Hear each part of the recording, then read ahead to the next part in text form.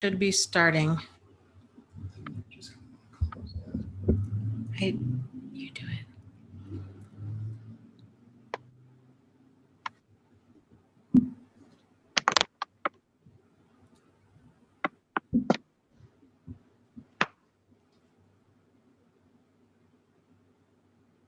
Hey guys, welcome to the book club for June 15th, 2017. And I have with me tonight a gal who pretty much runs the book club with me. Her name's Lucy. And so Lucy and I are going to be discussing the book, it's actually Recovering from Narcissistic Abuse, The Warm, Hard Truth by Joanna Moore. And it's a great book. It's a quick read. And one of the reasons we chose this book is because it's written by a gal who has survived narcissistic abuse. She's incredibly familiar with it. And she covers a lot of ground. It's really kind of a good book. It just kind of lets a person know what they're in for as far as going through narcissistic abuse, kind of what to expect. And it really truly is like the warm, hard truth. She tells it like it is, but she does so in a very kind and compassionate way. So let's see. Lucy, do you want to say hi to everybody? Hi, everybody. I don't know if you can see me or not, but I wanted to say hello to everybody and good evening, and looking forward to discussing this book with you. Yeah. Okay. Yeah, we can see you. The screen's going back and forth. So cool. So yeah, so we've got quite a few people on here. This is SG's first time in the book club. So yay, welcome. Monica and Michelle and Mimi and the Lilith, Sharon.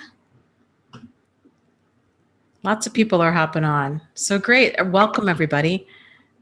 And if you just hopped on, we're discussing the book, Recovering from Narcissistic Abuse, The Warm, Hard Truth by Joanna Moore. So I guess, Lucy, do you want to go ahead and start off with the first chapter? Well, what I did is I went through all of her topics. She had kind of titled a bunch of topics. And she sounds like she's definitely a survivor, had the experience, been through it.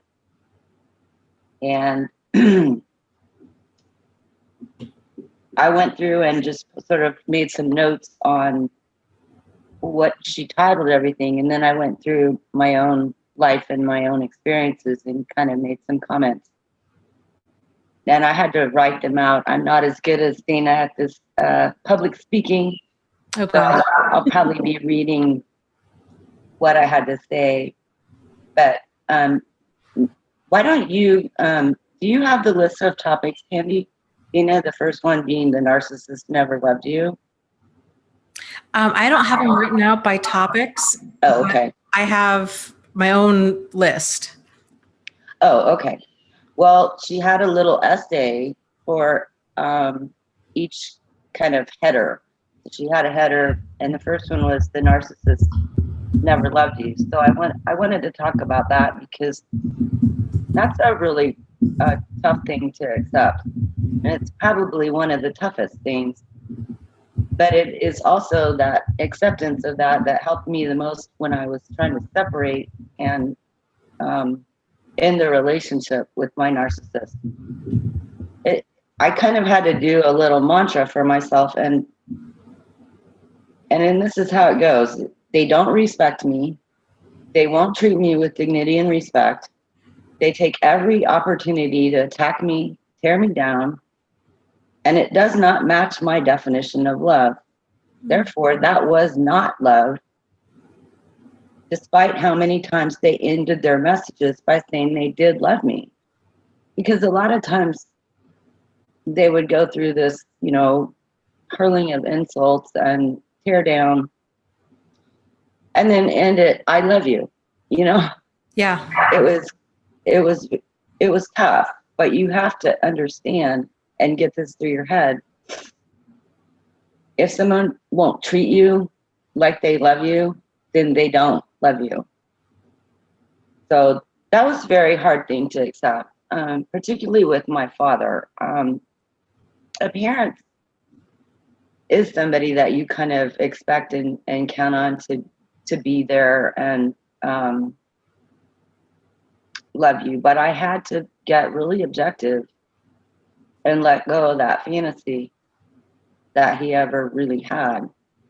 And also, I have a special little bonus gift of PTSD from being raised by him. And it means there was some very serious trauma involved, and possibly even some things that even to this day I can't recall, that caused me to have some really deep fear of him.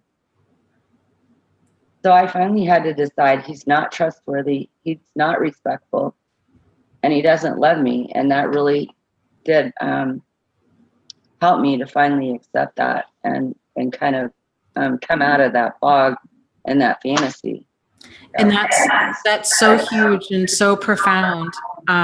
People in the chat are saying, wow, really well said, Lucy. This is so true, and I'm trying to accept that now.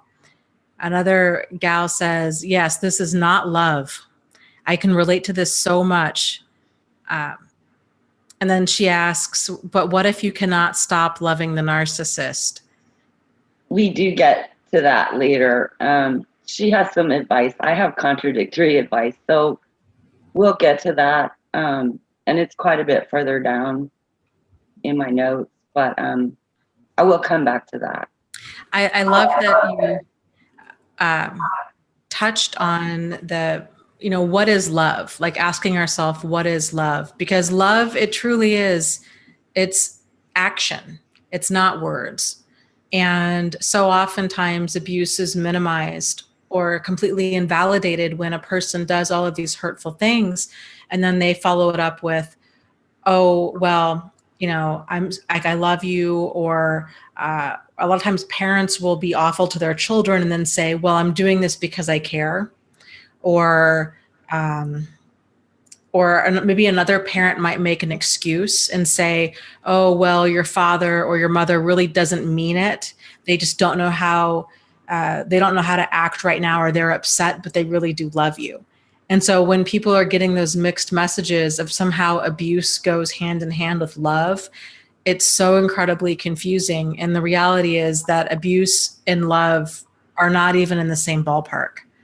It's not, love doesn't hurt. It's that lack of love that hurts. And I think that's something that we all know all too well when you have narcissists in your life.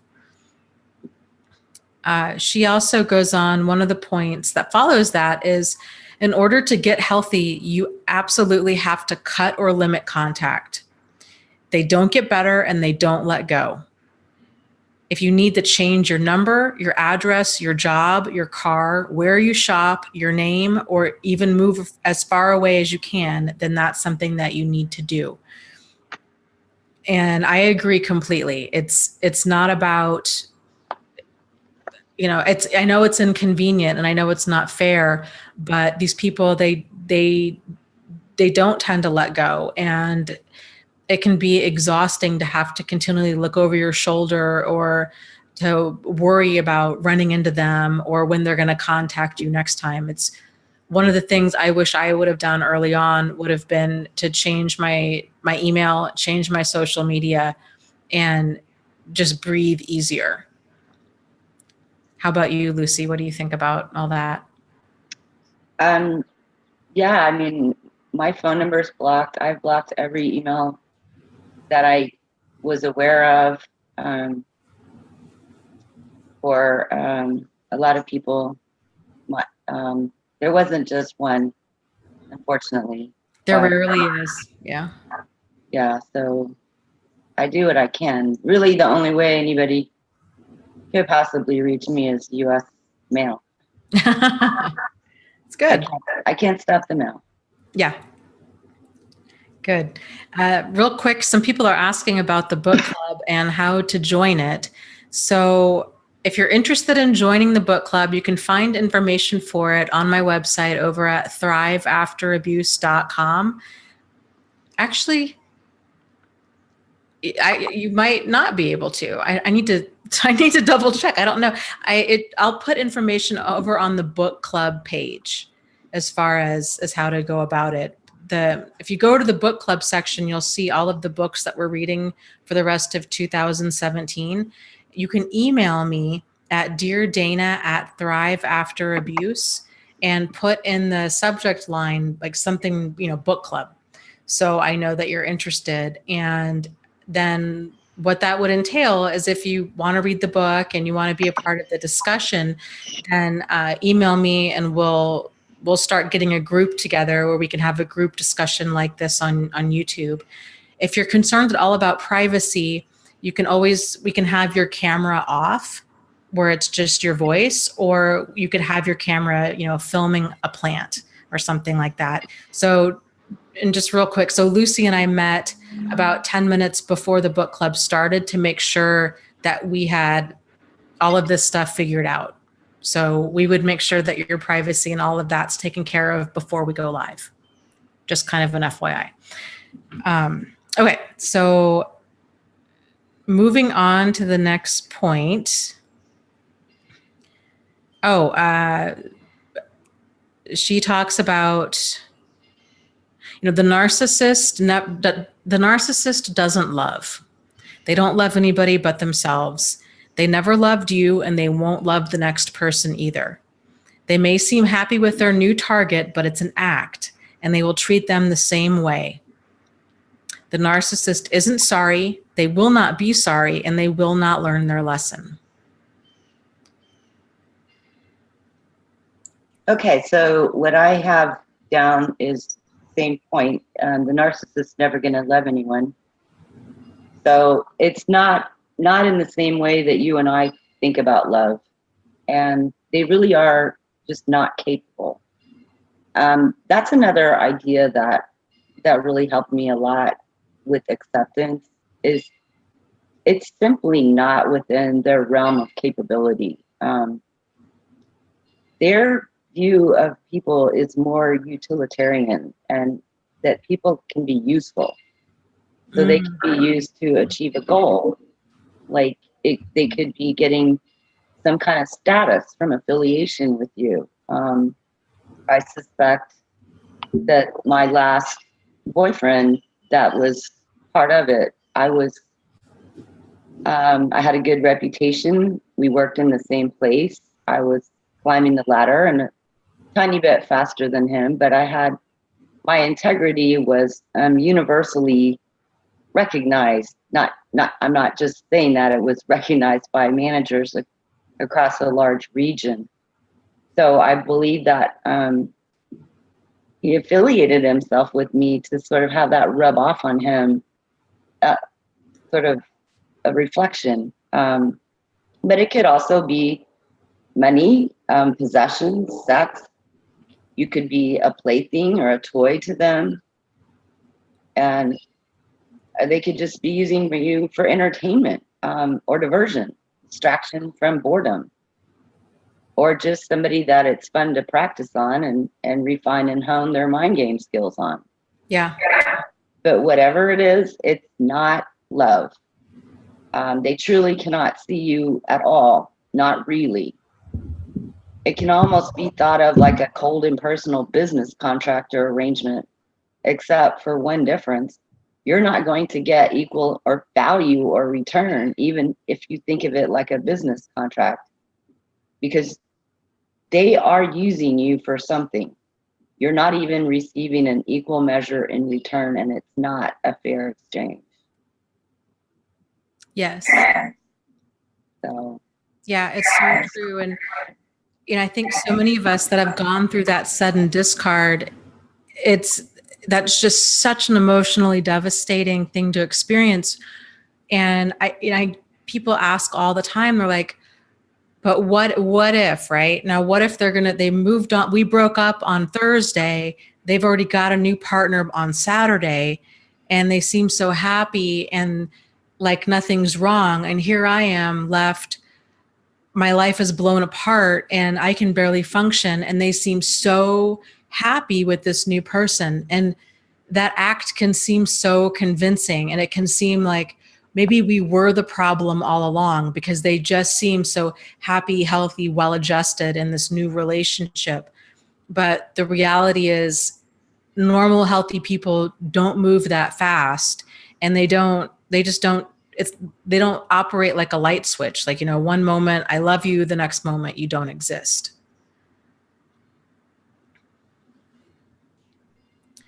Let's see. The next point she made was that narcissists feed on your pain and on your reactions.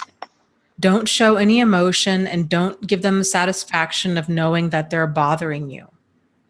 So this is something a lot of people struggle with when, after the breakup, and the narcissist is continuing to harass them, stalk them, provoke them, trying to bait them into a fight, bait them into a reaction, talking about how attractive their new partner is, trying to hurt their feelings, trying to upset them, accusing them of being abusive or manipulative, or the narcissist. And I think it's important to realize that narcissists tend to love conflict.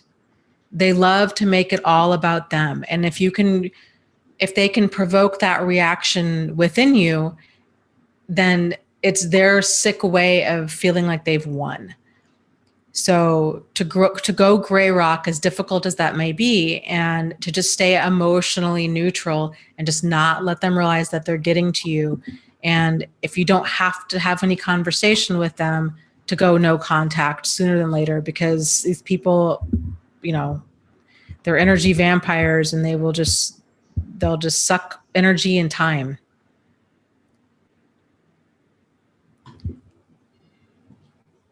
Yeah, Mimi says, yes, it was always my fault.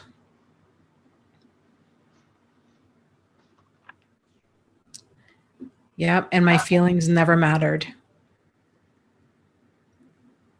I think that's,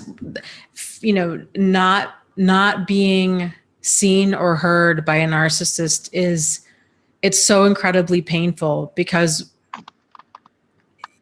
it's so diminishing. Like you're just not there. It's so all about them all of the time that there's no room for anybody else. And it really does. It just grinds a person down. Michelle says, yeah, they just suck you back in with the lying. Yeah, they do. The lying, the fake apologies, the saying everything that you want to hear, making it all your fault, or making it seem like it's a relationship issue when it's not. It's their personality. These relationships and dynamics are so incredibly confusing.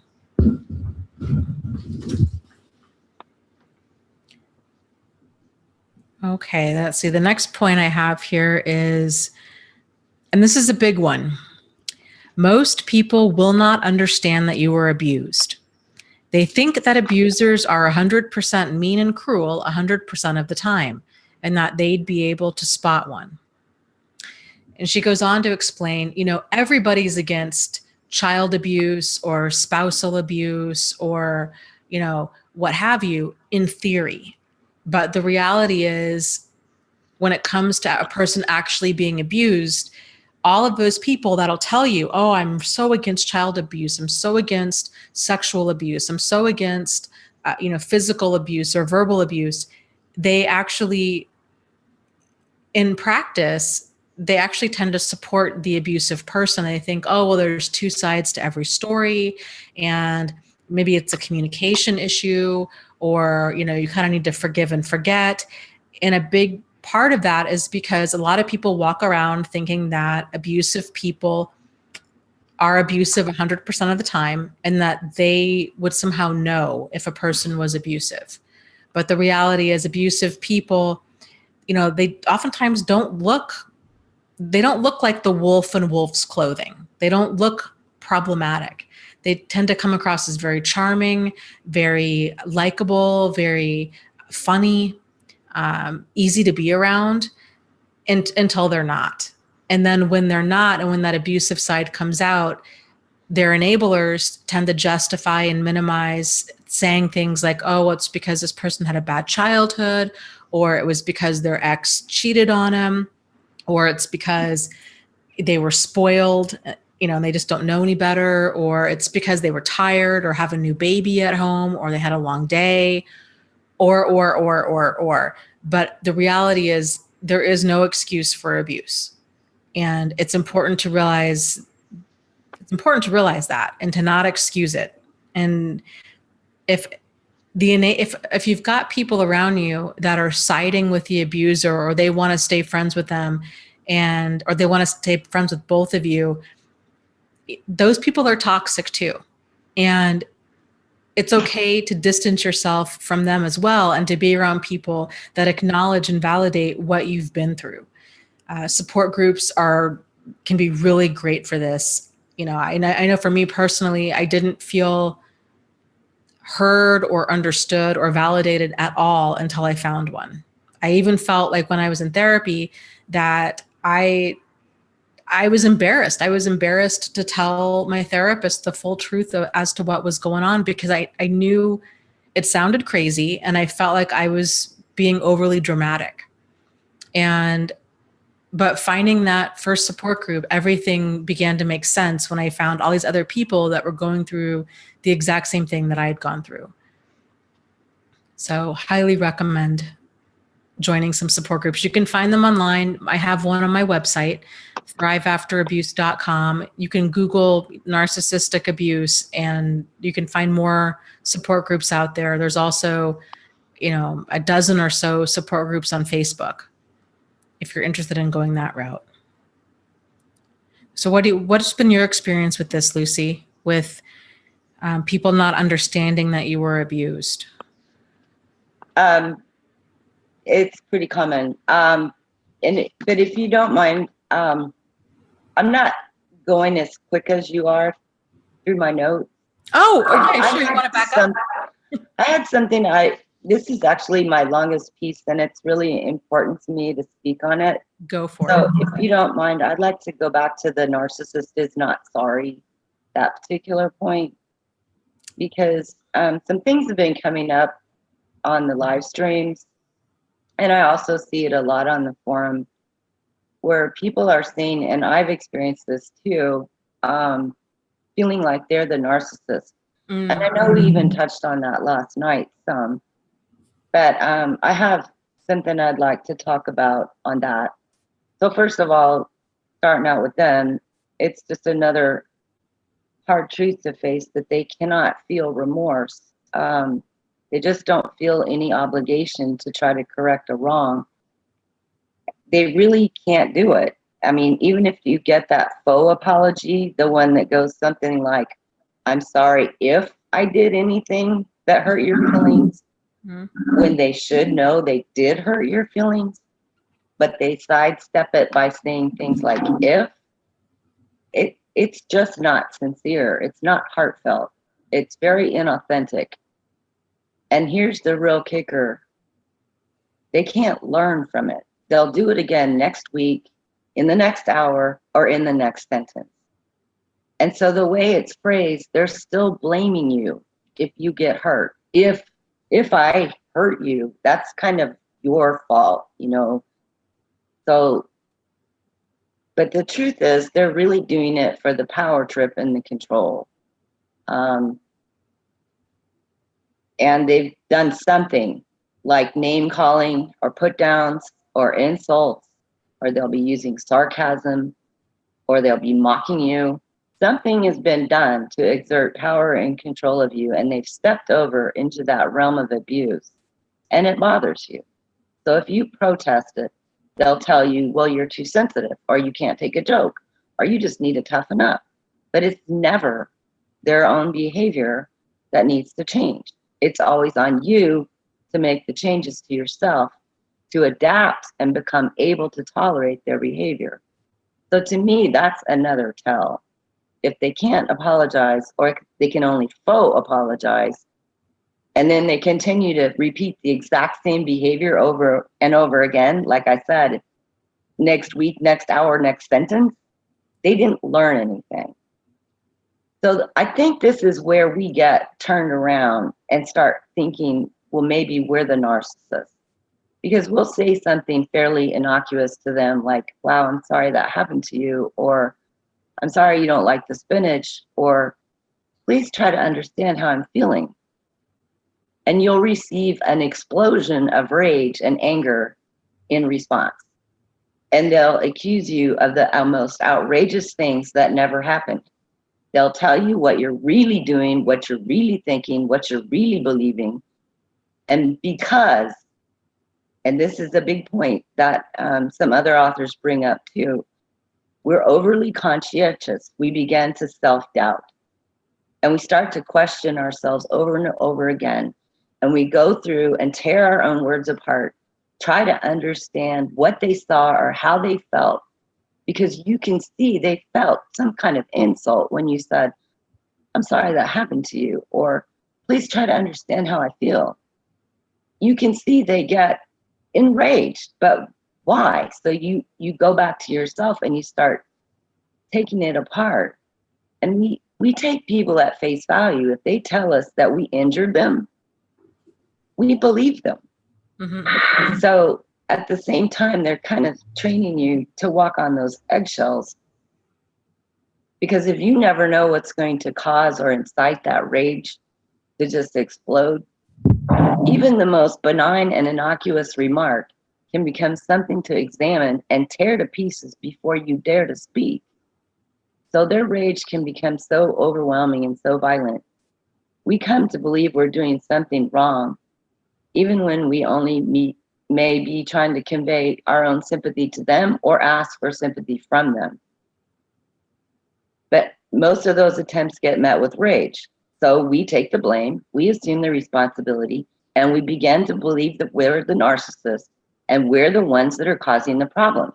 Because we see when we speak, they explode and we don't know what happened. So we think we're the problem and we get confused.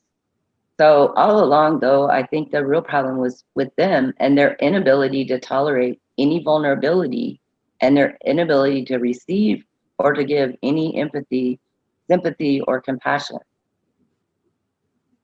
So the next point was not going to be sorry, like even after reflection. They use time to cement and affirm and rationalize their own ideas about what happened. And they'll also use time to rewrite history and change the order of events and change reality to fit their version of what happened and to explain and justify their rage. So like you said, they're never going to learn a lesson. It's just not going to happen. But we have the advantage. We can learn, we can change, and we can begin to do things in new and healthier ways. So that's one thing I really wanted to get out there of how that confusion happens. We'll just say something that really, it's not mocking, it's not insulting, it's not a put down. It's really trying to genuinely have a bond, and there'll be an explosion and we don't understand it, so we take the blame. Yes. And I wanted to add to that with apologies. You know, the only sincere apology is changed behavior. Anything else is a manipulation. So if a person continues to say, "Oh, I'm really sorry, I cheated again. It's this woman, she threw herself at me, or it was because you were never home, or for all of these different reasons," but then they keep doing it. If a person keeps doing this behavior, if they keep lying, they keep manipulating, they keep saying hurtful things, they keep saying name calling, they keep hitting, they keep shoving, they keep yelling, they keep cheating, they keep doing these things, then they're not sorry. So it's really important for survivors to understand that words are free and easy, and actions are the only thing that matter. So if a person has that pattern of consistently hurting you emotionally, verbally, physically, psychologically, they're not sorry. This is who they are. And it takes a person a long time to realize that there are people in this world that are not like us. And we might want to believe in like the highest and greatest good of all people. And we think that if we can just give them enough, love or sympathy or understanding or time or rehab or religion, that maybe they'll change. And they don't. A person's not going to change unless they sincerely want to change. And even if a narcissist did somehow have that massive insight that they wanted to change, you're talking about really deep-seated behavior that it's systematic. I mean, or systemic, actually. It's systemic. It's throughout every single thing that they do. It's not just, they don't just yell, or they don't just call names. It's that need for power and control, and that need for power and control is pervasive through every single thing that they do. And so trying to continually teach another adult, like the basics of adult behavior, it'll wear a person out. It's like playing that game whack-a-mole. Like, a little mole pops up and then you knock it with that little, knocker thing. And then another one pops up, and then another one pops up, and then another one pops up. And this is like fundamental, like the basics of how to be an adult. And if a person doesn't have this figured out by the time they're, 18, then they're not going to. And because this is majorly problematic stuff. And it's important too for us to realize, because I think so many of us, for a wide variety of reasons, were raised with the mindset of, we need to continually forgive a person. And if we don't, then that somehow means that we're lacking in compassion, and that, communication can solve everything, that we just need to keep trying to make this relationship work, that love conquers all. And all of that is a load of crap. So it's really important that we have healthy boundaries, which include deal breaker behavior, and to love ourselves and to have compassion for ourselves enough to where we're not in harm's way. And this is another point she touches on later on in the book, but that you don't need to apologize for this. You don't need to apologize for doing what you need to do in order to keep yourself safe. It doesn't matter what other people think. They don't have to agree with you. This is your life, and other people, they don't get a vote. What's the next point you have, Lucy? Oh, I had the narcissist feeds on your pain. I think I'm quite a bit behind you. Okay, I'll let you talk, and we'll go from there. All right. Well, I just had a little comment on that it's really frustrating to try to be in a relationship with a narcissist, and it really can drive you crazy over time, because what theoretically should make them feel bad makes them feel good. I mean, it's just one more thing in that same old game of power and control. If you're hurting and they're not, they win. I mean, it's that simple. They view feeling pain or hurt as weakness. They despise it. They feel superior to it.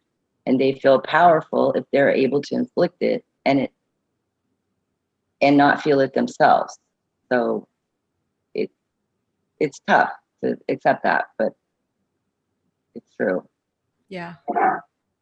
And she also brought up that they'll react when you expose them. And I just wanted to say their image really is everything. Whether they're a cerebral, a somatic, overt, covert, it doesn't matter. Their image and the picture they paint of their own image is very near and dear to their hearts. So exposure of any sort is going to be justification for enormous paybacks and revenge. So if you're going to attempt it, just be aware there's going to be blowback and there will be repercussions. Something else to keep in mind is they're going to do things that you would never even dream of. Yes. Because there is a lot of times an overlap of a lack of conscience, and they'll do things without batting an eyelash and lie on through their teeth to their mother on her deathbed, just to get away with things. So it's not a good idea to underestimate them. If you think you're going to expose somebody, make sure you're safe first. Yes.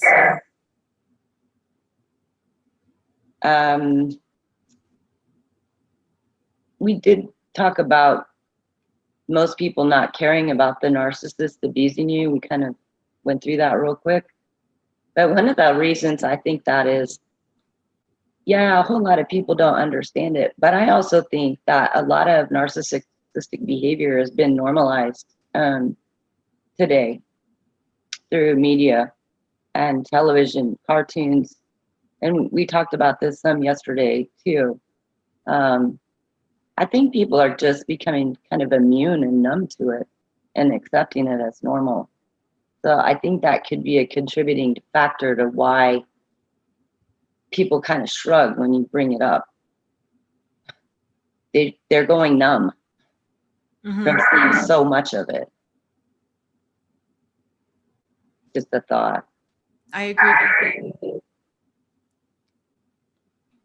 So I think I'm almost caught up with you.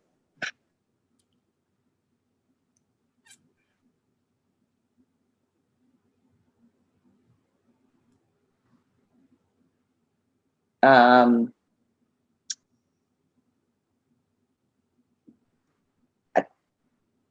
going to move on to, do you want to talk about the courts and the police at all?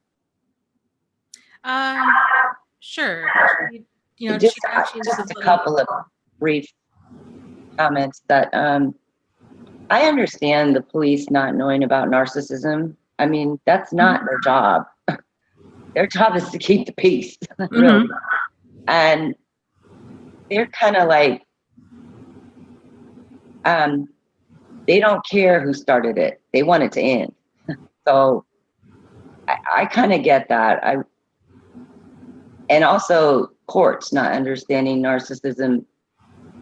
It may or not be something that maybe should have been taught, but it isn't. And having been a cog in that wheel of the justice system and seeing firsthand that they don't care, I don't see that changing anytime in the near future. I wouldn't look to the courts for a place to start taking a stand against narcissism. So just my little 2 cents. Yeah, I would agree. I think the police and the courts really, you know, not only are they not familiar with narcissism or personality disorders in general, they're really not familiar with the dynamics of abuse, which to me is just absolutely wild. You know, it's like this unspoken epidemic. It's so strange to me. You know, it's probably the number one reason people are in therapy, and the number one reason people get arrested, and the number one reason people go to court, and yet nobody seems to know about it. And it's so outrageous and crazy making that you know, that nobody seems to really know about abuse and how it happens and how it goes down and what to expect, and that they continually, you know, especially with judges, it's so frustrating. Like they let these perpetrators out time and time and time again. And it's frustrating how they just don't understand. Like, no, they're never going to change. Like, this is their personality. They're not going to learn their lesson in jail. They're just going to get better at hiding their behavior. And yeah, the legal system is just beyond frustrating. It is, really, really is.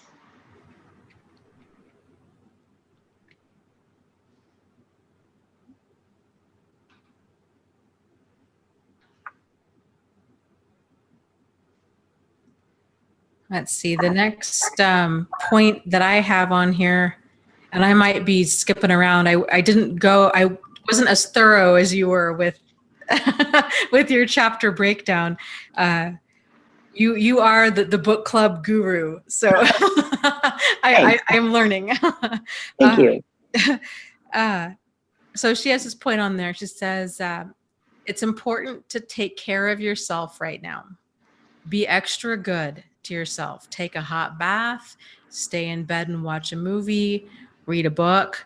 And she gives the example, and I'm so glad that she does. I think so many of us can relate to this, of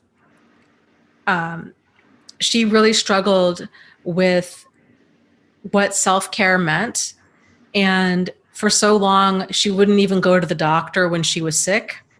Like, she just always put herself last. And I thought that that's something probably a lot of us can relate to, with putting everybody else first and just thinking, okay, we're just going to suffer through, and really realizing what it means to take care of yourself during all of this. And I like to call it, or think of it as, like having the emotional flu. You know, you get out of these kinds of breakups, and there's so much emotional devastation, so much beyond a normal quote unquote bad breakup, that it's so important to be good for yourself, and to realize, okay, you can stay in bed and eat tomato soup and watch a movie and, you know, take a hot bath and just stay in your bathrobe all day and just do what you need to do in order to be good for yourself. You know, painting your toenails, or, you know, spending time with your animals or your children, or, you know, getting lost in a good book. All of these things are self-care things. And you've gone through hell. Like, you've gone through hell. And now is the time to be good to you, and to stop looking towards the narcissist to be good to you, and instead look towards you to be good to you. I'd like to say what I had to do. Yes, please. And it's a little different, because I'm kind of different. Okay. I've never been able to understand that term self-care. I've read all of Shahida's books about it, but I came up with my own way, and it was, I had to make a commitment to be my own best friend, and I made it for 1 month. So no matter what, I was going to be my best friend. Then I started listening to how I was talking to myself. You would not believe the terrible things I was saying. Like, you're such a dummy. What'd you do that for? How come you didn't shut that? What's the matter with you? How come you forgot that? I mean, I was just beating myself to pieces. And I had to make myself, every time I did it, I said, no, stop. Say that over kindly. Yeah. Try to be nice about it. Be nice to yourself. Why not? Okay, I hope next time you'll remember to shut the drawer. Thank you. or something. But it was that basic. I had to just nonstop. And it was hard to, like, all the time, always decide, I'm going to be nice to me no matter what. No matter what I do. Even if I make the biggest mistake in the world, I'm still going to forgive myself and encourage myself, be supportive. Tell myself, I know I'll do better next time. So that's my self-care. That's so huge. That's something that I had to do too, was to really pay attention to how I was talking to myself, just like you were saying, and realize, you know, I would not talk to a friend this way. Yeah. I would not talk to somebody that I loved this way. I would not talk to a child this way. I wouldn't talk to a total stranger this way. So why am I talking to myself this way? And the level of, you know, kind of self-loathing and the frustration and the garbage that we sometimes tell ourselves, or oftentimes tell ourselves, it's so sad. And realizing that, you know, it's important what we say, because, like, you know, we're listening.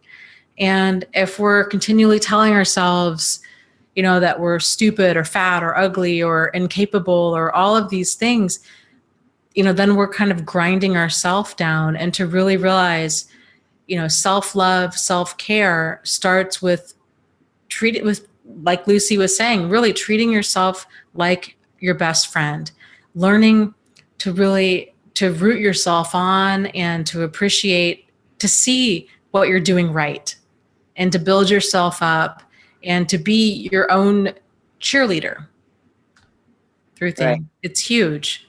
It's huge. It's still something that I struggle with. But it's very eye-opening and I do the exact same thing as you do. Like, I'll catch myself, saying awful things. I'm like, Dana, oh my gosh, like, enough. You have done, yes, like, you still need to do X, Y, and Z, but you did A, B, and C, and you did this, and you did that, and you've come a long way. And, and reminding yourself of all of these things that you're doing right, instead of being so critical and demanding and, perfectionist and verbally abusing ourselves. Right.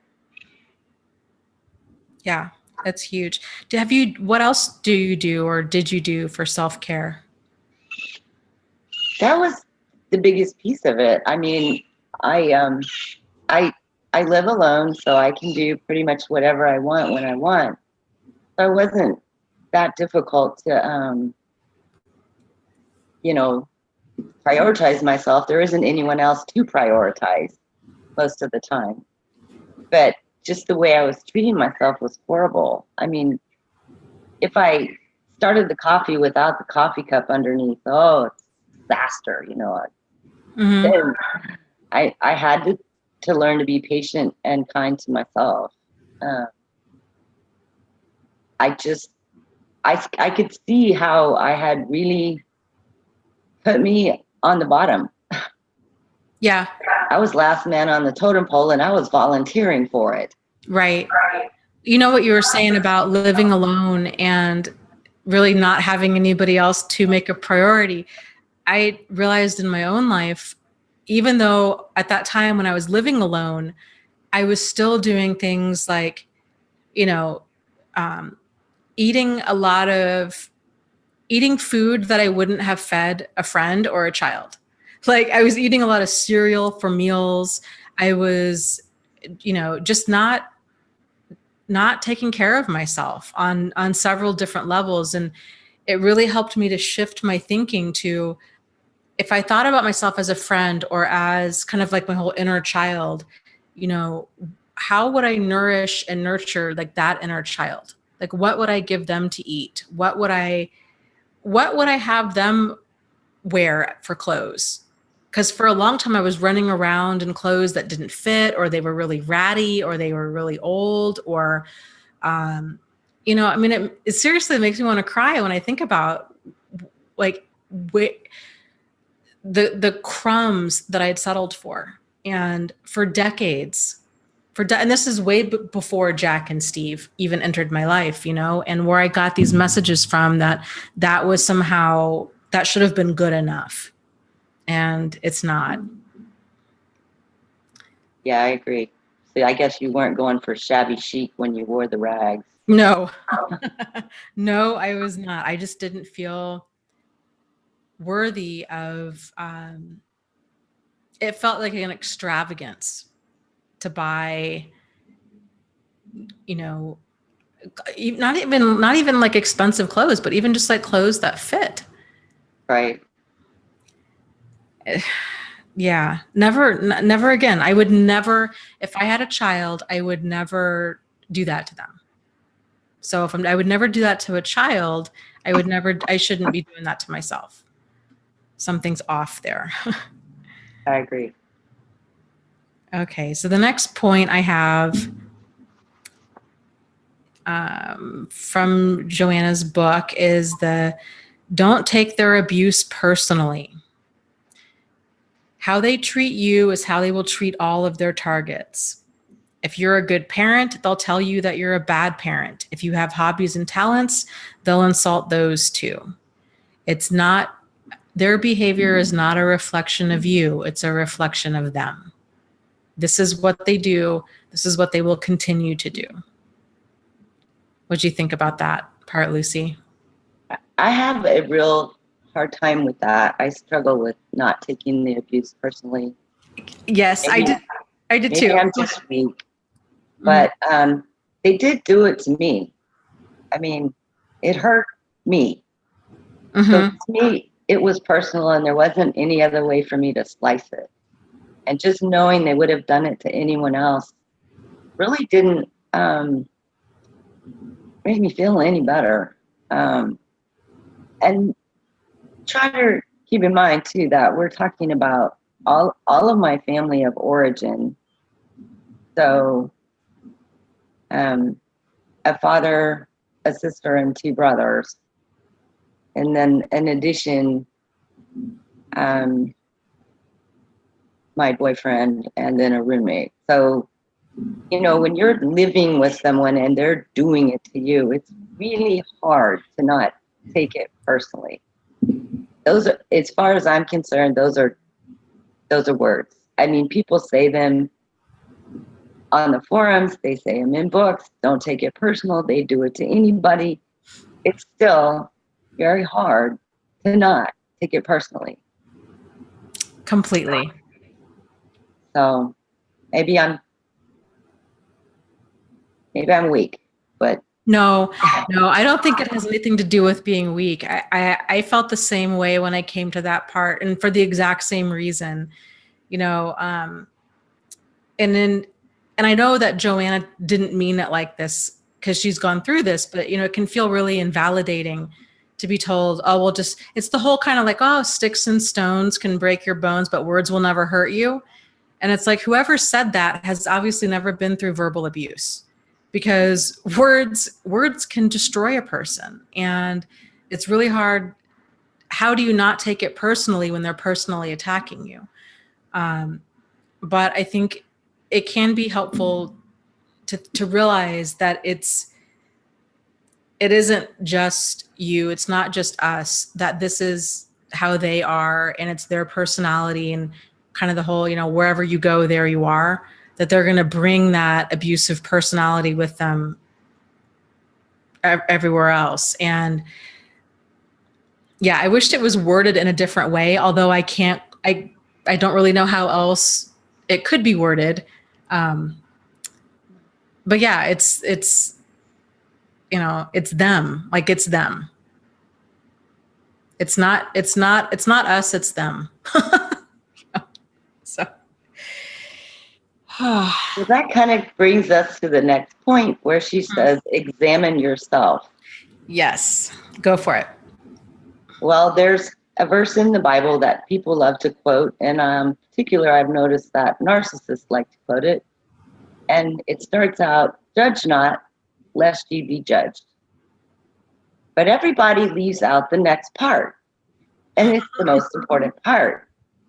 And that is, and I'm paraphrasing, but unless and until you have closely examined your own heart and your own conscience and your own motives and found them to be clean and pure and free from evil intentions. So it doesn't say, don't judge. It says, judge not unless you first examine yourself. And this sort of ties into the other verse about don't try to get the splinter out of my eye until you get the log out of your own. It's the same kind of a concept.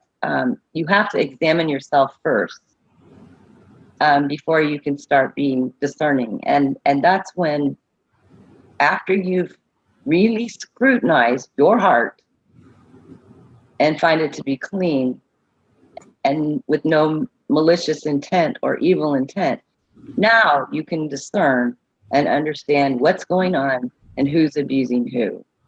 So that's really well said. Yeah. So that's my 2 cents on examining yourself. Yeah, Brutal.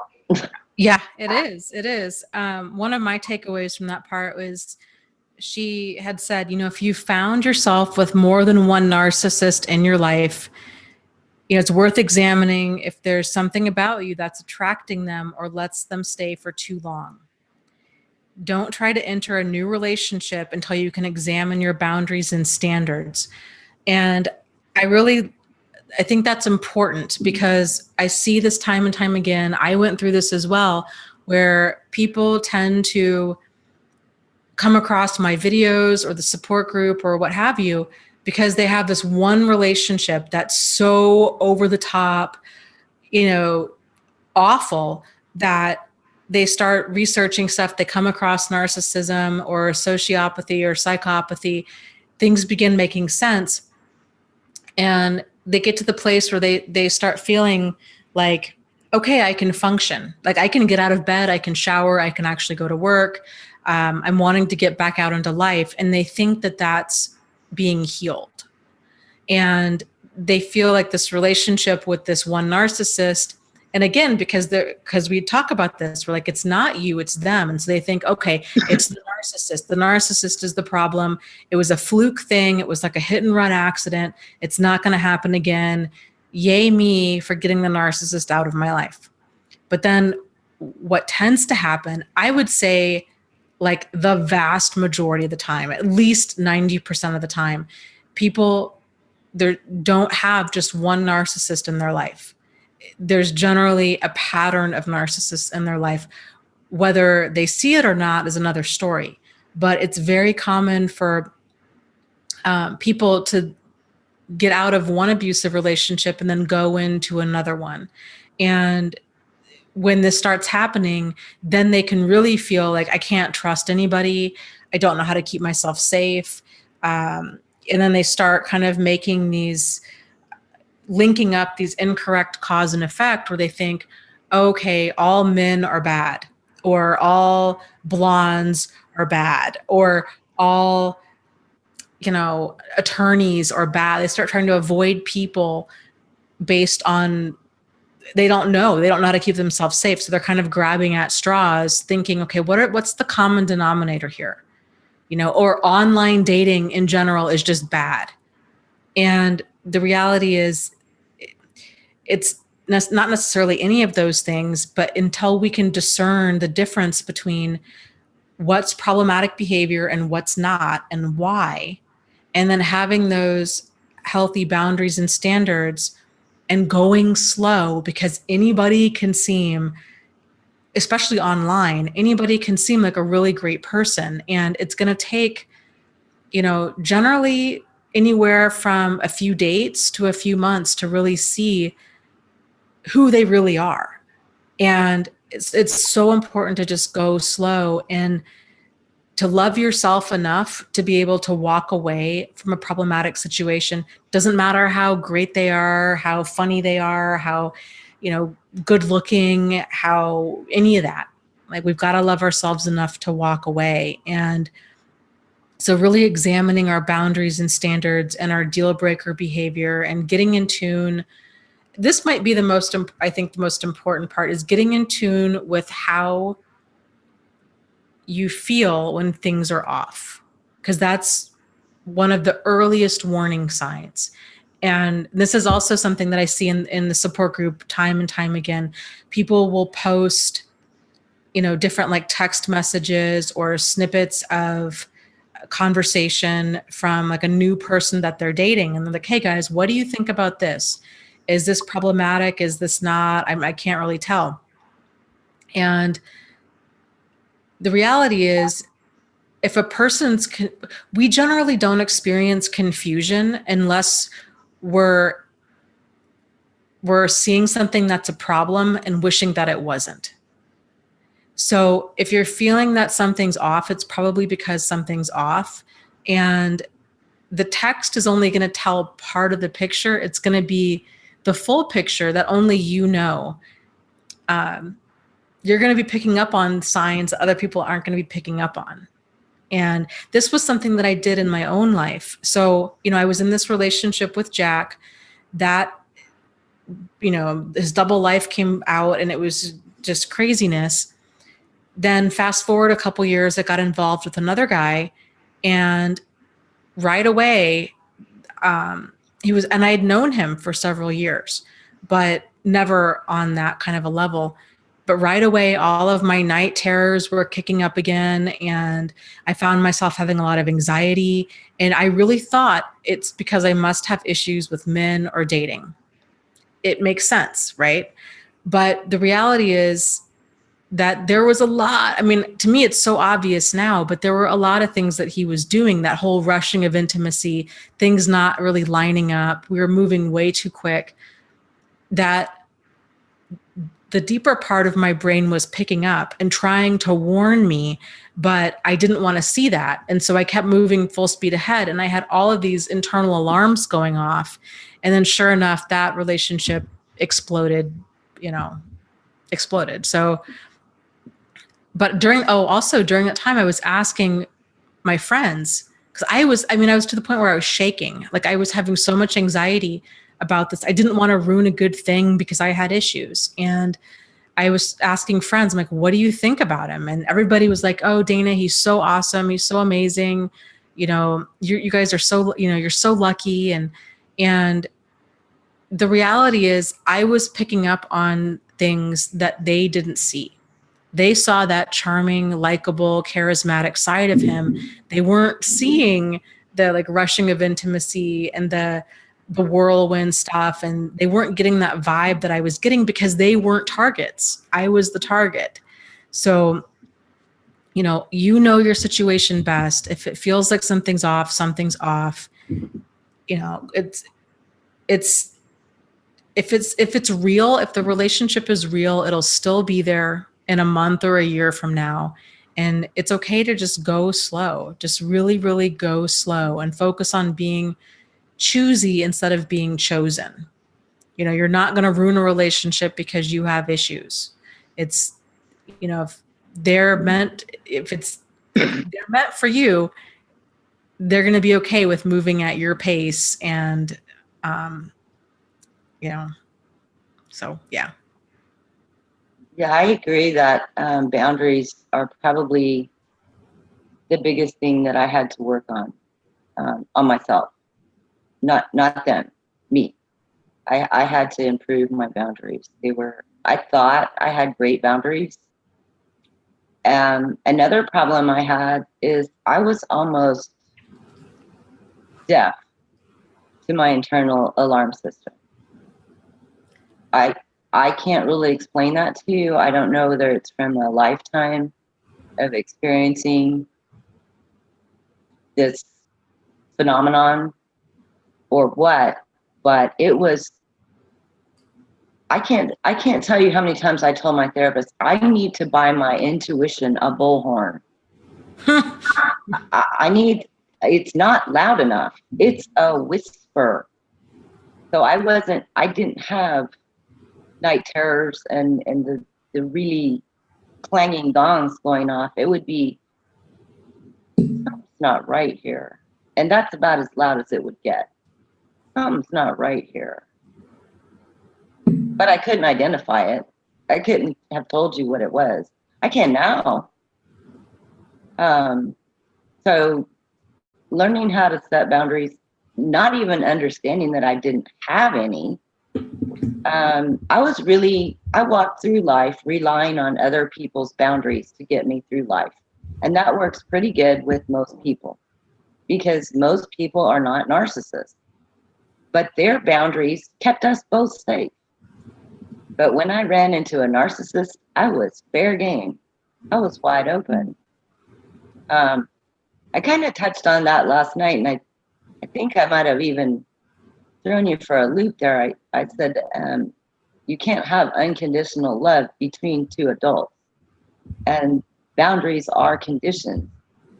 And then I can prove that real quick. I mean, if I go to the altar with you and I say, I promise to lie, deceive, steal, cheat, backstab, mock, insult, and tear you down every chance I get for the rest of our life. And if you have unconditional love, you're going to love me anyway, right? Mm-hmm. So there is no such thing as unconditional love between adults, I don't think. I think you have to have, as you call it, deal breaker behavior or boundaries, whatever. You have to have your boundaries and your standards to set what kind of course, what kind of life you want to steer, Yeah, I agree. I think you're right. It's important to have conditions and to know yourself well enough to know this is what I can handle and this is what I can't handle. And sometimes, you know, I've worked with enough people where like they might even really, you know, there's a family that I worked, this was years ago, where the son had gotten in a really bad car accident and he had a closed brain injury, and it caused all kinds of like major personality changes in him. And his mother wanted to take care of him at home. She still loved him very much, but he would become really violent, really aggressive, and you just never knew what you were walking into with him. And you know, she finally got to the place where she'd gotten attacked enough times by him where she's like, my safety's in danger. And she had to realize, I still love my child, but I need to distance myself. And he cannot stay here. He's going to kill me. And he might not even mean to. Like, I just, this is my line in the sand. And so I think realizing that having conditions, doing what we need to do in order to stay safe and sane, you know, it doesn't matter if we love or don't love the person. Like, it's still healthy to realize that you matter and that your safety matters, and to not be putting yourself in harm's way for anything. There's no value in that. There's no benefit to that. It's making yourself into a martyr. And especially with, you know, with narcissists and people that are going to continue to use and abuse and exploit you. And, you know, like you were saying, Lucy, with the vows that you take when you get married, it's a contract. You know, we're talking like, I'm going to honor and obey and love and cherish and do all these things. If a person were to breach a contract in any other setting, if it was you're buying a house or you're starting a business, the other person would realize, I need to get out of here. Like, this person is not holding up the end of their deal. And in no other context would a person be like, well, okay, they've stolen money from me. They've lied about all of these things about this house and about this deal. And they don't stay there and get dragged through hell. They realize this contract is void. This person's not keeping up their end of it. And I need to go now in order to keep myself safe and sane. Right. I agree. So, my experience too with boundaries is the big piece that I was missing was leaving. I didn't have deal breaker behavior. I thought that, and here's where it's weird. With men, I was able to bring things up and to be assertive pretty easily. I had a one abusive relationship when I was in high school, but after that, I feel like my communication with men was really, really great. My communication with Jack and Steve was really, really great. But I always felt that I had to stick around until, like, if I felt like something was off, I had to stick around until I was proven right. Like, it didn't dawn on me that I could, if something was wrong or if something wasn't right enough, that I could still leave. Like, that was just a big piece of the puzzle that I was missing. But with friends, and this is why it's weird. Most people have it the opposite. They can be open with their friends, but then they have a hard time doing that with men. For me, with my friends, I had a really hard time drawing boundaries, and I would continually say yes and go along for the sake of getting along. And I would overcommit myself. I would, you know, I was the friend that was there for anybody whenever they needed anybody, and would way over volunteer myself to be whatever they needed. It didn't matter if I was going to have to miss work, or if it was going to cost me money I didn't have, or time I didn't have. I, you know, was giving. And, you know, then those friendships would either generally like just burn themselves out, or I think resentment would build so much that I would just leave.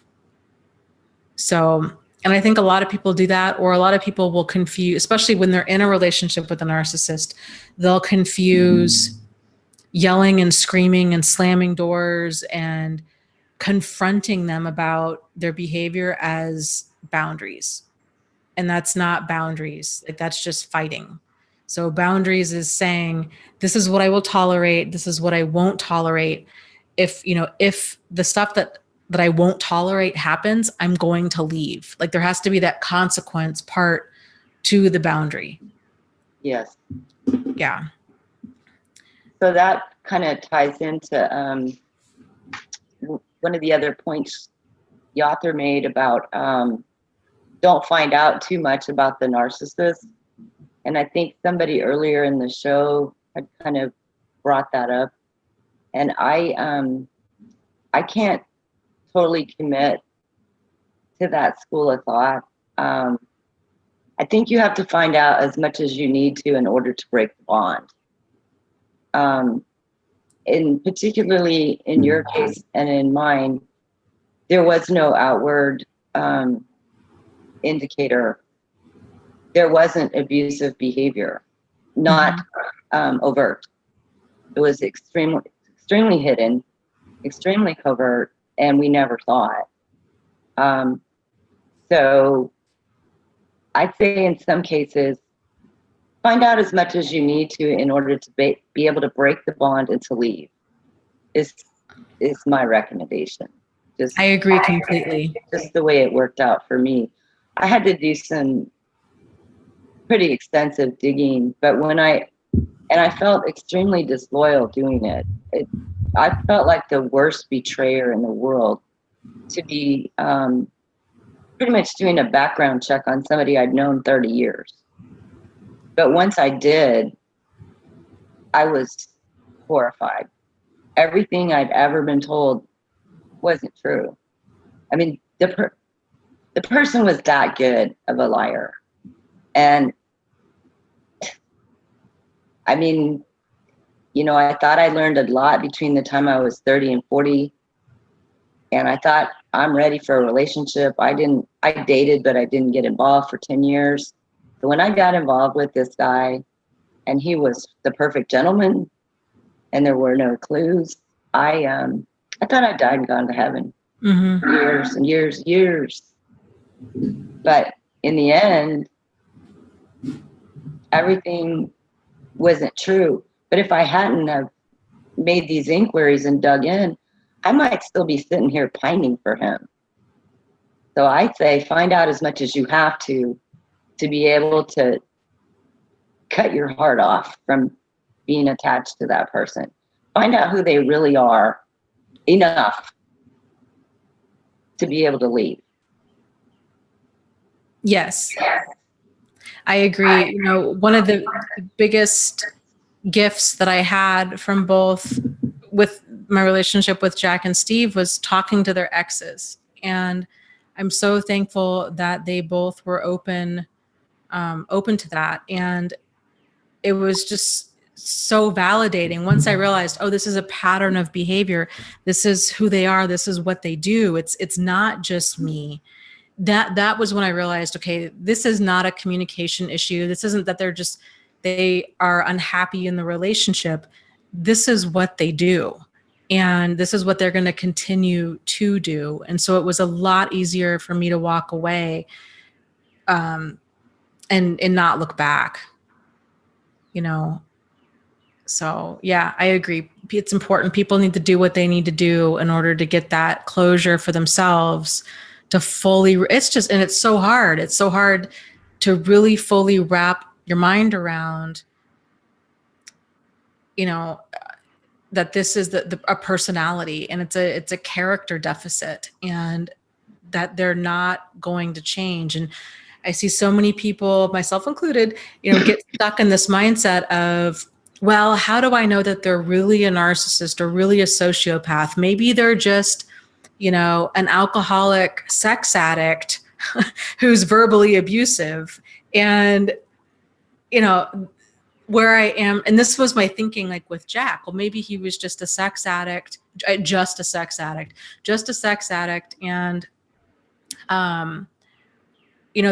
that would explain all of like the chronic cheating and the lying and the manipulation. And if we could just fix that, then we could have this amazing relationship. And it's that toxic thinking of, not having deal breaker behavior. And, you know, like,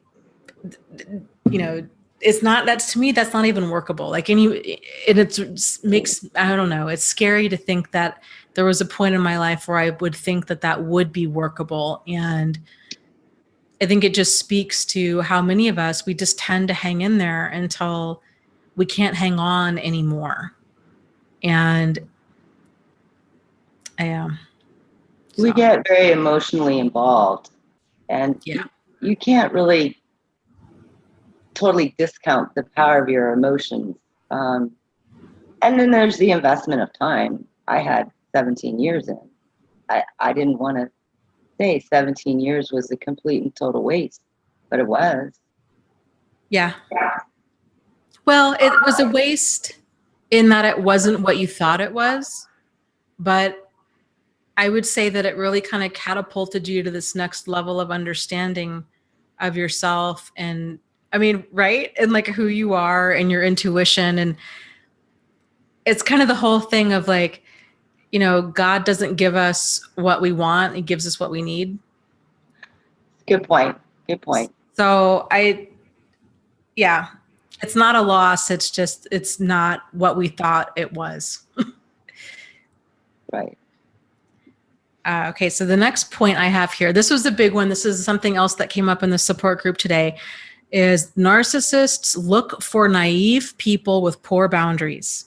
They especially like people who've been abused before. A narcissist can tear you apart and do a ton of damage in a short amount of time. Be careful not to underestimate the damage done and declare yourself fixed too soon. So I'm guilty of this, and I've seen this happen multiple times in the support group as well, where people will say, I just met this great new guy, and I told him pretty much right away, maybe even not even before meeting him, about my past relationship, how awful it was. I was so abused, and we're somehow expecting them, the burden to be on them, for them to take care of, to be good to us and kind and respectful. And we think, I've been through so much, so be good to me. And I did that several times before I learned my lesson. And the reality is, there's abusive people out there. There's a lot of them out there. And when we're putting all of our cards on the table, it's like chumming the waters for a shark.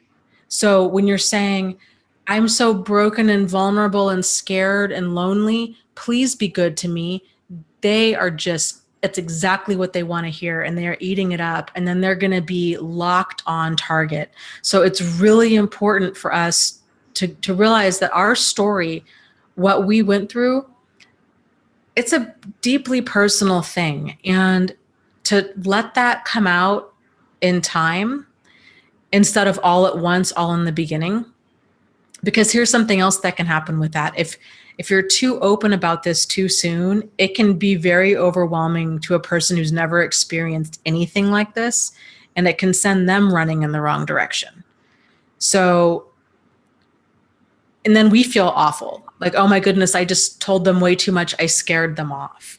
So it's really important that we open up slowly after that trust has really been established, and realize that it's nobody else's job to be kind and good to us except for ours.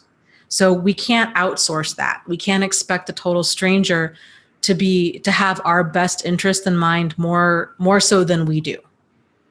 That was a really big aha moment. Because again, we all think like other people think like us. And so if I say, I'm really hurt and wounded, please just be gentle, that another person, because that's how we would be, right? If somebody told us that, we would be like, oh my goodness, yes, I'll be so good to you, and I'll be kind and considerate. Come here, let me give you a hug. Yes, I'll just hug all of your broken pieces back together again. Right. And, but abusive people, but then they can start saying all the right things. They can start saying, I'm going to be so good to you. I'll treat you like a queen. How could anybody, hurt you? Blah, blah, blah, blah, blah. And, again, it goes back to that discernment, of, It's somebody telling you everything that they want to hear because you're vulnerable and you're going to be an easy target, and they're looking for sex or they're looking for their next target. And to realize that you don't need to wait until those red flags prove you right. If you feel like something's off, something's off. There's plenty of fish in the sea. There's no need to try to make that relationship work when your spidey sense is going crazy telling you to get the heck out of there. So You're right. It wasn't a waste. I learned a lot. I'm not sorry. It did turn my life upside down like the proverbial apple cart, but I'm a lot happier. A lot happier. So I'm not sorry. well, good. I got to meet you. I know, right?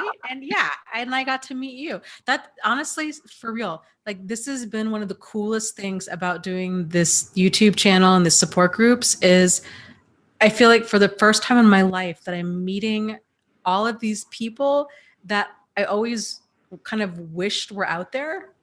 And I was like, where is that? Where are my people? Where are my people? And then this happened. And then all of a sudden I'm like, it was just the weirdest thing. Like everybody, we all have, I think so many of us survivors have so much in common, and we tend to have very similar personalities that all of a sudden I like wake up one day and I'm like, oh my goodness, there's like 40,000 people here that are totally my people. It was just the most wild thing. So there's been a lot. And I think, Lucy, you've experienced this.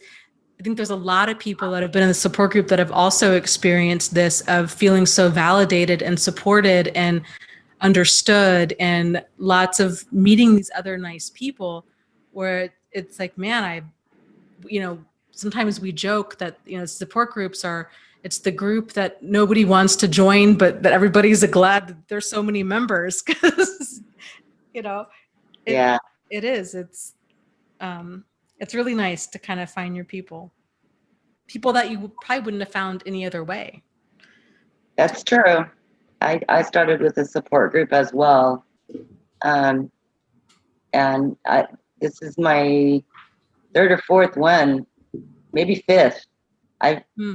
Because they're bits and pieces of good in each one that spoke to my issue. So yeah, support groups are great. Yeah. And SG says, he says, my new reminder is shields up. We're talking about oversharing and like emotionally protecting ourselves. Yeah. And that's a big one. Just keeping those emotional shields up. It doesn't mean that we're guarded or paranoid. It means that this is us learning how to, move slow and to be cautious when meeting new people. That's the healthy thing to do. I don't care what anybody else says. It's what the healthy thing to do is. So I over volunteer. I do. I have to catch myself all the time now. That's my new project with myself, is to stop over volunteer, over sharing, over giving out too much information. And I have to, now it's almost like I have to rebuild all my original relationships as well. Yes, I've ended the severely narcissistic ones. That's over. But what's left and what I'm building now, either with old friends or new friends, I have to put a muzzle on it, not share so much. Yes, I agree. Problem. This is a challenge for me too, and it's something that I make a concerted effort to remind myself when, I'm out with people, or especially meeting new people, to take things slow and to just, I get so frustrated with myself because I'm like, Dana, just don't talk about this. And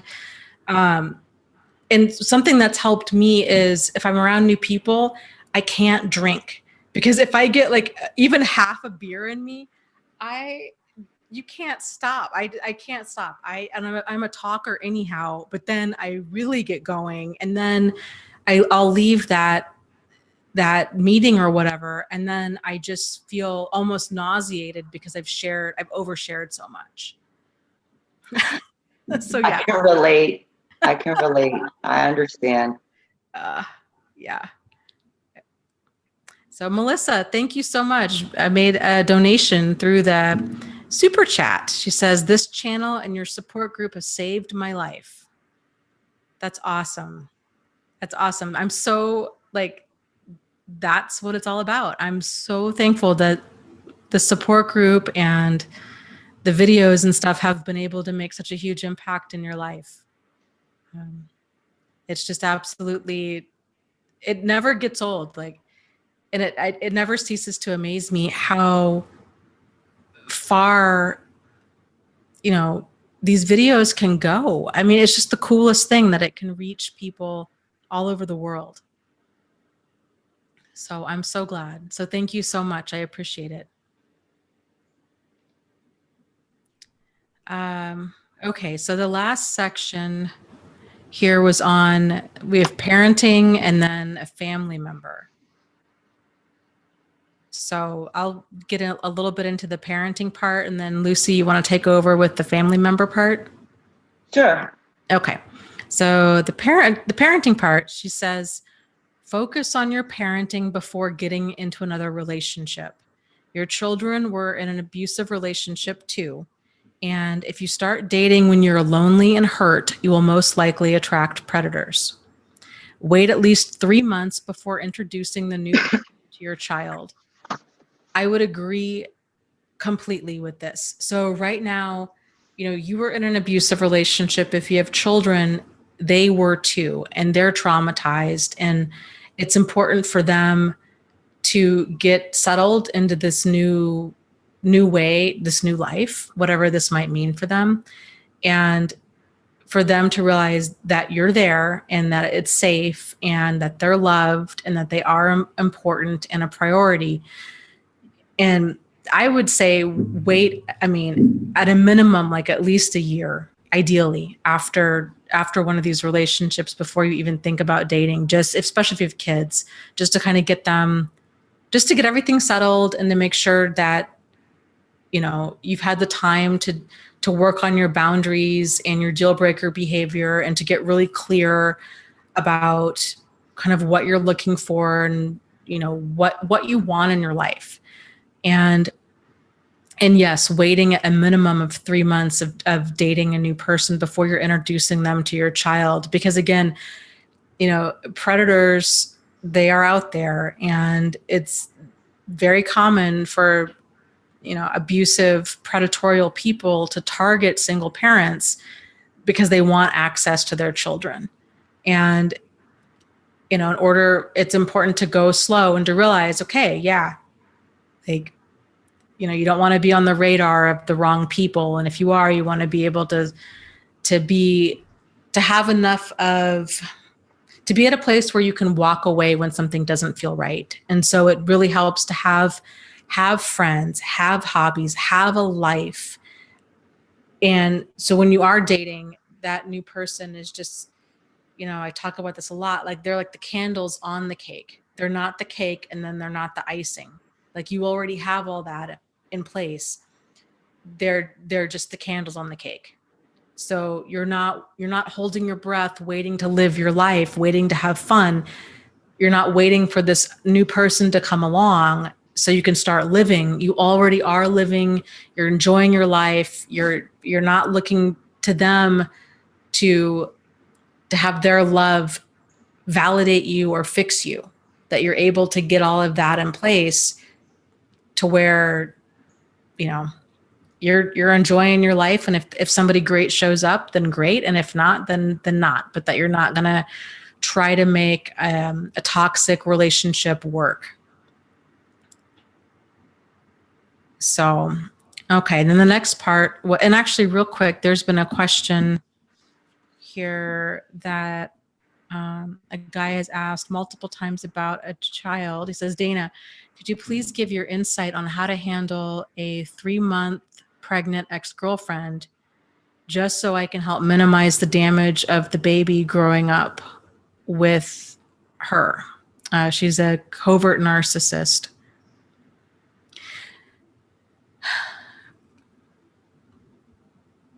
I would say, try, that's so difficult. When that child is born, you're going to have to probably walk on some eggshells and, to be a part of that child's life, but to let the child know that you love it, and, to make your child a priority, and to not talk bad about the mom to the child, and to, I don't know what the situation is going to be, if there's going to be, child support involved or visitation or any of that. But, there's a book out there that you might want to read. It's called Divorce Poison. You can get the notes to it on my website or find out more about it if you go to thriveafterabuse.com/book club. And it really goes into kind of co-parenting or kind of counter-parenting with a narcissist when there's a child involved. Highly recommend that book. But at the end of the day, I think it's really just trying to have a really great relationship with the baby. Prepare yourself as much as you possibly can for manipulation, for any type of like abusive, snarky, underhanded behavior. Keep a paper trail of everything that's going on. Try to stay on as good of terms as you can with her, and I think with any other influences that might be present, like any of her family, if they're involved. And yeah, so that's difficult. I'm sorry that you're going to be going through that. Okay, so Lucy, you want to cover what to do if you have a narcissist as a family member? Well, it's a really tough situation. The first thing she says is, be prepared for attacks from other relatives. And you can tell yourself, I'm prepared for attacks from my relatives, but you're not. Yeah. You're not. This is serious stuff, especially when I came out of the fog. I was 56, so turned 60 yesterday. So it's been about 3.5 years since I woke up and figured out what was going on. I mean, I'd known all my life there was something wrong, but I didn't know what it was. It's one of those things you just sort of say, well, this is just how it is. But when I started setting the boundaries, incredible amount of pressure for me to return to the fold, to get in line, because my place in line was first football. I got kicked first. And without me in line, everybody else was running for cover and scared for their lives. You never realize how much your family is interwoven and intertwined and really a part of who you are until you try to separate yourself from them. But and it can take a long time to kind of work through that. I couldn't process everything at once. I had to get a therapist, and I tried to make it on my own for a year. The first year, I kind of worked through my issues with my dad and got that behind me. But as soon as I got done with one, I had to start on the next one. I mean, and like I say, I could only process losing one relationship at a time. But eventually, I had to end them all. It was their way or the highway, and so I chose the highway. Yeah. So that was her next statement: is be prepared to lose your other family members. Well, that's what happened. It's very common because they're all when you start studying this, you don't even realize how intertwined everyone is and how in on this, keeping this a secret everybody is. Oh, yes.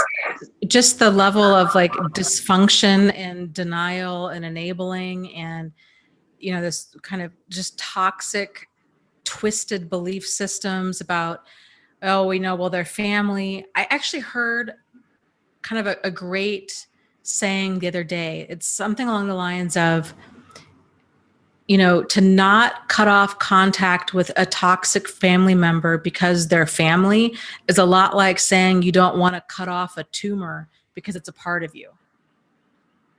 And I thought that was so appropriate. And yeah, that's exactly what it is. And it's like pulling a string on a sweater. Once you start realizing just how interconnected all of this stuff is, and then other people, because everybody has their own idea of what abuse is or what trauma is. And because they didn't go through it, to them, it's not a big deal because they didn't experience it. And so it's so easy for them to minimize it or to think, oh, well, they're family, so you can't go anywhere. Like, we're all chained together. We're family. Like, that's what family does. Like, we all just suffer through. And then, you get to a point as an adult where you're like, you know what? If I go on a family vacation and I need to come back and take another vacation, or if I'm in therapy because of certain relatives, or if I'm losing sleep over it, or if I'm gaining weight over it, so these are signs that this is a problem. Like, this is not within the range of normal family issues. And I'm not going to subject myself to the crazy making anymore. It's just, there's no point. It's going to chew me up and spit me out. And for what? Like, for what? I don't get anything out of it and they enjoy it. So, like, what am I doing here, Yeah, that's true. I found out that a lot of the relationships I had, and the reason that I was staying was either a commitment, a habit, or in this case, blood. Well, an obligation. And, I can't tell you how many times I heard blood's thicker than water. But it's absolutely not true. Yeah. I have better friends than I do family members. Yes. Okay. So on that note, I think it's important. People oftentimes, when they do start pulling that string on the sweater, like what you were going through, Lucy, where you're like, oh my gosh, okay, there's like a lot of people in my life that are incredibly toxic, and it's it can be very overwhelming. And then people oftentimes think, if I cut out all of that toxicity, there's going to be no one left. And that might be true. But then you can kind of realize, okay, but I can now create my own family. I'm a big believer, we get two shots at a good family in this life. The one that we're born into, which is just a crapshoot and it's dumb luck. And then the one that we create. And whether that is with our own children or whether that's with friends. And the one that we create, that's where the power really is, because we can go about it consciously and choose people. And those people, talk about tight knit. When you're consciously saying, I really value you, I appreciate you, I understand your boundaries, I respect your boundaries, I know how to be a good friend, I know how to show love and appreciation. It's done in a healthy way. Like, we can support each other. And it's like, for the first time in your life, you're like, I feel like I can fly. And then you realize, oh my goodness, growing up and in all of these other relationships, I felt like I've been trying to go through life, but like somebody's foot has been on my neck. Like, well, no wonder I had such a hard time getting traction in my own life and getting forward momentum when I was just being dragged down by all of this. And once you realize, yeah, you have the power, you can start choosing people that you want to have these relationships, and you build your own family. It's incredibly powerful. Right. And I'm fortunate that I did have children. I have a blessing and a curse. But my daughter, I mean, there is no tension. There is no strife. There is no fighting. It's a miracle. I mean, it's great. So she says either build a new family or build a family from your supportive friends. So I'm at the point where I'm ready to start stepping out again, and I've spent my time alone and paid my dues and done all the thinking I think I can do on my own. And I'm slowly, not rapidly, slowly reconnecting with old friends and open to making new friends. So I love that. I'm so glad that you shared that, because I think so many people struggle with feeling like they'll never move forward, or you know, and it takes time, but then, you know, once you're ready, then you're ready. And like that, in that the life after a narcissist, it is possible, and it can really be so much better than before. And unfortunately, I think so often this is kind of the blessing and the curse with the tornado that is a narcissist, is it really blows your life to pieces. But the beauty and the power in that is, once the trauma kind of calms down a little bit, the gift in that is when you start rebuilding your life, you can rebuild it consciously, and you can choose each piece that you want to rebuild with.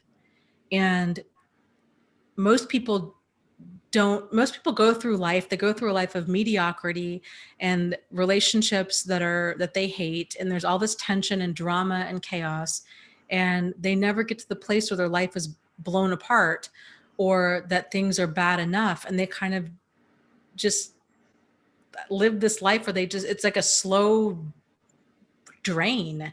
And you know, so there is kind of this upside to having your life blown apart, in that you can put everything back together again the way that you want it. I agree, and that's hard to see at the time of the bomb, when the bomb goes off. Yes. And then more bombs go off. Yes. After that, that's really hard to see, but I'm so blessed. I'm so fortunate to be where I am, to have what I do, and to be at least in a good, safe place to recover. And just, I'm very grateful, really grateful for the life I have now. Yeah. And then some of the other points that she made too about narcissists as a family member that I wanted to touch on. So, you know, she was talking about anticipating, and like you were saying, Lucy, you know, it's one thing to try to know that you're going to get attacked, but it's another thing to actually be attacked, and to try to anticipate, okay, they're going to try to push you in. They're going to try to use guilt. They're going to say things like, oh, you really should talk to your sister. You know, she's got cancer, or, well, you know, your dad's not getting any younger, or, you know, these kinds of things, which can really make a person feel guilty and obligated to reopen contact. And to kind of prepare yourself emotionally for that. And also, I think it can help too to come up with a comeback. Like, how are you going to handle that when people tell you, you know, well, you really, as a Christian, you really need to forgive and forget, and to be the bigger person, and to call your mother, or, you know, any of that. So coming up with how are you going to handle that, and what are you going to tell people, so you're not knocked off balance when that happens. I have two responses for that. Okay, yeah. What do you tell people? I say I am doing what is best for me, and it is emotionally unhealthy for me to associate with blank, whoever that might be. I am doing what is best for me, and it is emotionally unhealthy for me to associate with blank. Does that normally shut them up, or do they keep pushing? Yeah, it They shuts don't them up. like it. No, nobody. Yeah. But it's impregnable. You can't shake me. You can't criticize me for doing what's best for me. And if I tell you it's emotionally unhealthy, and my doctors told them the same thing in writing, it's emotionally unhealthy for her to associate with you. I There's nothing else for me to say. End of story. So I agree. You have to have a little pat phrase, something, I'm doing what is best for me, or something, just something you can memorize and say in your sleep. Yeah, I like that. I like the idea of coming up with a phrase that you can just memorize, you know, something like, you know, this is not healthy for me. I need to do what's right and healthy for me. And realizing that you don't have to stand there and argue the point and defend yourself. You don't have to wait for them to be okay with your decision. Like, you can do what Lucy was doing with, you know, this is not emotionally healthy for me. I can't have contact with this person. Period. End of story. And if they're like, well, but you know, she's your mother and you're really going to regret this one day, to just say, you know what, I don't really want to discuss this anymore. And then you're done. You're done. You walk off, you hang up the phone, whatever. And if they keep pushing you, then they're not respecting your boundaries either. And to just say, this is not open for discussion or debate. I've made my decision. You know, I really need for you to be okay with this. I know you don't agree with me. That's fine. But I need for you to quit bringing it up. This is my decision. I'm an adult. I've made the decision. It's not open for discussion anymore. Period. End of story. And then another thing she says, I think this is important too, regardless of whether or not the narcissist is a family member or you were in a relationship with them, but to plan ahead for the holidays. It's easy to slip into the land of hopes and dreams that they will be different, only for you to be further abused. Oh God, so true.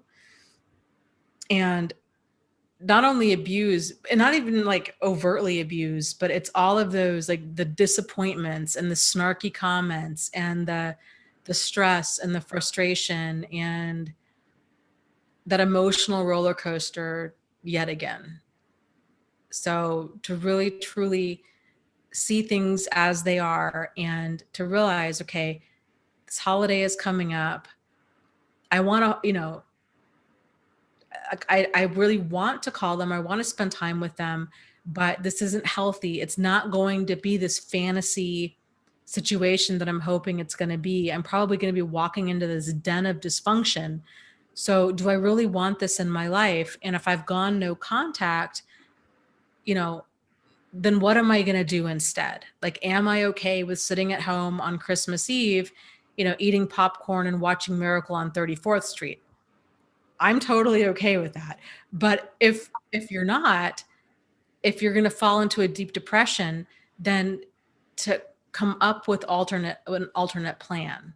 And instead of waiting until, you know, that night to realize, oh my goodness, I'm so alone, because that depression or that nostalgia can kick in and it can lead you to, you know, trying to reopen contact, or it can lead you to just a really deep, dark place.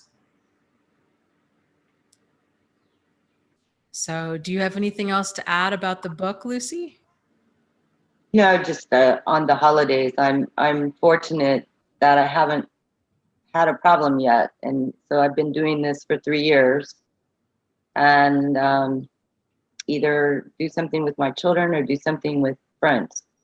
Um, Tag along on their holiday, or I'm even, now that I'm getting really brave, thinking about maybe doing something exotic, going someplace warm. Yeah. For Christmas, you know, something different. But I love it. just do a little planning and do something that makes you happy. Yeah. That's really important. And I think it's really hard to believe you're ever going to be happy, especially when it first happens. But you're going to be happier than you've ever been in your life. Really. If you can tough it out, it's going to get better. Yes, I agree. I agree. I think, like that analogy that I was talking about earlier, how like with the tumor, having these toxic relationships, it's so much like that. It's like there's this toxic, massive growth on us, and that we're trying to somehow normalize it and be like, okay, well, this is workable. I mean, it's okay. I can still, I can still function. I can still eat. I can still sleep. I can still drive. And the tumor gets bigger and bigger and bigger. And the more we try to make this work, this thing that's not workable, it's like we're postponing the inevitable. Like it's got to come off. Like it's impossible to live a healthy life when you've got this cancer growing on you. And it's difficult to cut that cancer off, but there is no other option. I mean, to leave it in your life is going to continue. It's going to continue to just eat away at you. And yeah, there is that kind of transition time after these relationships are over, where there is oftentimes a lot of sadness and loneliness and, kind of wondering, oh my goodness, am I the problem? Like, why is there nobody else in my life? And, there's so many other toxic people that you've had to cut out. But if you can keep moving forward and just keep treating yourself with value and keep moving towards the people and the places and the situations that are empowering, and where you're being treated in the way that, you're being treated in a healthy, nourishing way, in time, your life is going to take a turn, and then things are going to really start to come together and feel good. And then you'll look back on all of this and think, oh my goodness, I cannot believe that I did all of that for so long. It's just keep moving forward. Just keep moving forward. I agree. Yeah. So, okay, guys. Well, with that, think we're going to sign off. Lucy, we're doing the next book club, and I forgot to write it down. It's the 29th. I want to say the 27th. I can't remember. Let me check the calendar real quick. Okay.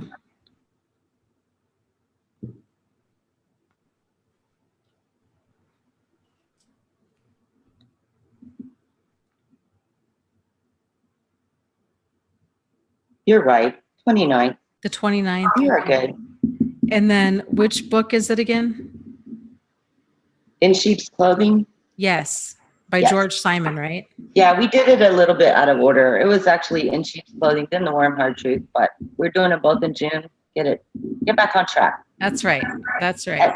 And if anybody else wants to be on Zoom, I'd love company. Yeah. Yes. I think that would be fun to get more of a group on there. So, okay, guys, the next book club we're catching up here and getting on track, is on June 29th at 6:30 p.m. Eastern Standard Time. The book that we're reading is called In Sheep's Clothing, and it's by George Simon.